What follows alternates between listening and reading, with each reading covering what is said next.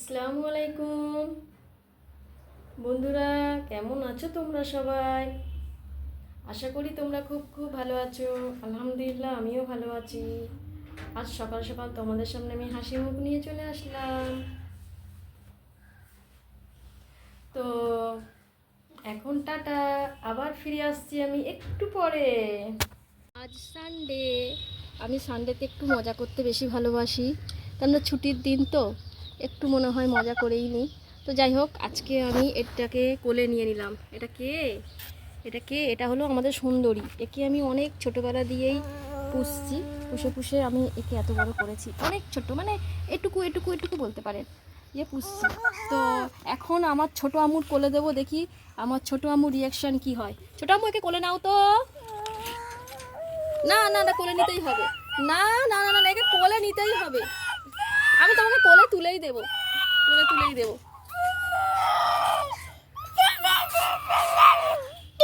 আমার আম্মু এখন ভয় পাচ্ছে, একে নিতেই চাইছে না কোনো মতে। আচ্ছা শোনো, ও ও কি করছে? আচ্ছা শোনো শোনো, তাহলে তাহলে শোনো শোনো আমার কথা শোনো। আম্মু আম্মু শোনো আমার কথা শোনো, একটা কথা। কেমন ভয় পাচ্ছে, মুখ ফিরাইয়া নিয়েছে ভয়তে। আচ্ছা শোনো শোনো শোনো, তোমাকে নিতে হবে না কোলে। তাই তুমি আমার বড় আম্মু, ছোট আম্মু তো? তুমি বড় আম্মু, ছোট আম্মু তো? ঠিক আছে, আমি নিয়ে চলে যাচ্ছি বাবা, তুমি ভয় পাচ্ছ। ঠিক আছে। তো এর নাম সুন্দরী, এটা আমাদের সুন্দরী।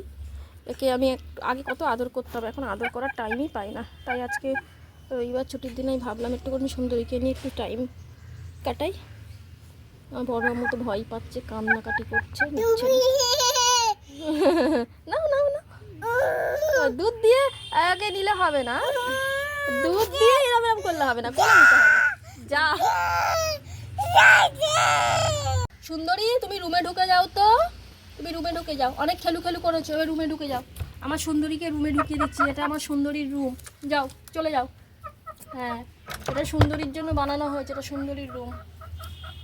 তো অনেক খেলাধুলা হলো, এবারে খেলাধুলার পরে আমি রান্না বান্না করতে চলে আসলাম। এখন আমি রান্না বান্না করবো, চিকেন রান্না করবো আজকে। আমি চিকেনটাকে ভালো করে পরিষ্কার করে ধুয়ে নিচ্ছি। তো আমি যে মাংসটা পরিষ্কার করে ধুয়ে নিয়েছি, এবার রান্না করব। তো রান্না করার আগে এটাকে আমি ম্যারিনেট করে নেব, ম্যারিনেট করব। তো আমি এতে মশলা দিয়ে দিচ্ছি সব একে একে। আদা রসুনের পেস্ট দিয়ে দিলাম, হলুদের গুঁড়ো দিয়ে দিলাম, দুটো তেজপাতা দিয়ে দিলাম, লঙ্কার গুঁড়ো দিয়ে দিলাম, তারপর দিয়ে দিলাম কিছুটা লবণ। সমস্ত মশলা আমি এতে অ্যাড করে দিয়েছি, দিয়ে ভালো করে ম্যারিনেট করে নিচ্ছি। আমার ম্যারিনেট করা কমপ্লিট। এবারে আধা ঘন্টা ঢাকা দিয়ে রাখবো। আসছি আমি আধা ঘন্টা পর ফিরে। মাংস এখন কষাচ্ছি আমি।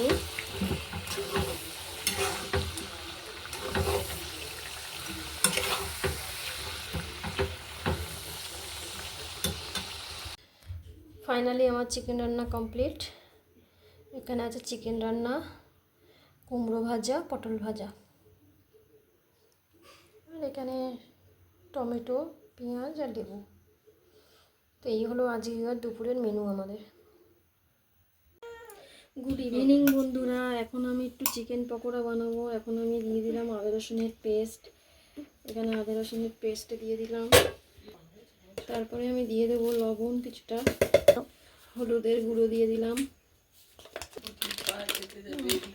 লঙ্কার গুঁড়ো দিয়ে দিলাম, একটু লেবুর রস দিয়ে দিলাম,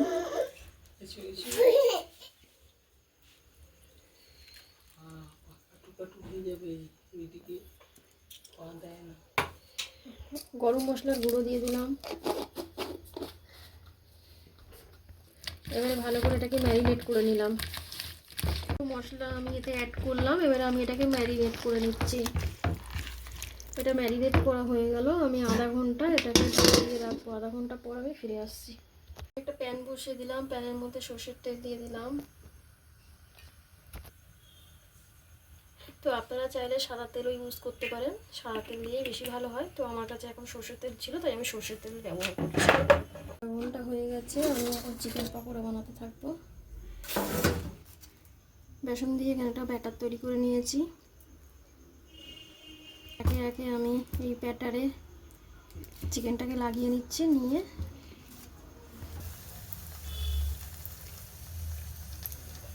তেলের মধ্যে ছেড়ে দিলাম। রেডি পকোড়া। পকোড়া ভাজা আমার কমপ্লিট। এখন পরিবেশন করছি একে একে। কে খাবে পকোড়া? চলে আসো, জলদি জলদি চলে আসো। ব্যাস, পরিবেশন করা কমপ্লিট।